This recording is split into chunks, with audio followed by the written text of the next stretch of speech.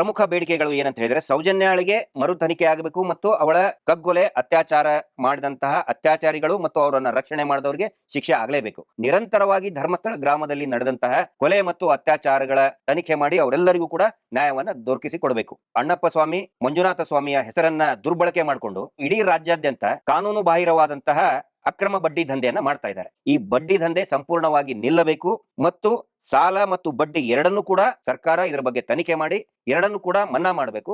ನ್ಯಾಯಯುತವಾಗಿ ಬ್ಯಾಂಕಿನ ಮುಖಾಂತರ ಅದು ಸಾಲವನ್ನು ಕೊಡುವಂತ ವ್ಯವಸ್ಥೆ ಆಗಬೇಕು. ಈ ಧರ್ಮೋದ್ಯಮಗಳು ಇದ್ದಾರೆ, ಸಾವಿರಾರು ಎಕರೆ ಭೂಮಿಗಳನ್ನ ಇವರು ಅಕ್ರಮವಾಗಿ ವಶಪಡಿಸಿಕೊಂಡಿದ್ದಾರೆ. ಬರೀ ದಲಿತರಷ್ಟೇ ಅಲ್ಲ, ಸಾಮಾನ್ಯ ವರ್ಗದ ಇನ್ನೂ ಅನೇಕ ಕುಟುಂಬಗಳ ಜಮೀನನ್ನ ವಶಪಡಿಸಿಕೊಂಡು ಅವರನ್ನ ಬೀದಿ ಪಾಲ ಮಾಡಿದ್ದಾರೆ ಮತ್ತು ಸರ್ಕಾರದ ಭೂಮಿಯನ್ನು ಕೂಡ ಅವರು ವಶಪಡಿಸಿಕೊಂಡಿದ್ದಾರೆ. ಅವರ ಮೇಲೂ ಕೂಡ ಕಠಿಣ ಕ್ರಮ ಕೈಗೊಂಡು ದಲಿತರ ಭೂಮಿಯನ್ನ ದಲಿತರಿಗೆ ಕೊಡಬೇಕು, ಸರ್ಕಾರದ ಭೂಮಿಯನ್ನ ಸರ್ಕಾರಕ್ಕೆ ಒಪ್ಪಿಸಬೇಕು ಅನ್ನೋ ಒಂದು. ಇನ್ನು ಮುಂದೆ ಈ ಹಿಂದೂ ದೇವಸ್ಥಾನವನ್ನ ಹಿಂದೂಗಳೇ ಒಂದು ಸಾರ್ವಜನಿಕ ಟ್ರಸ್ಟ್ ಮಾಡಿ ನಡೆಸೋದಕ್ಕೆ ಅವಕಾಶ ಮಾಡಿಕೊಡಬೇಕು.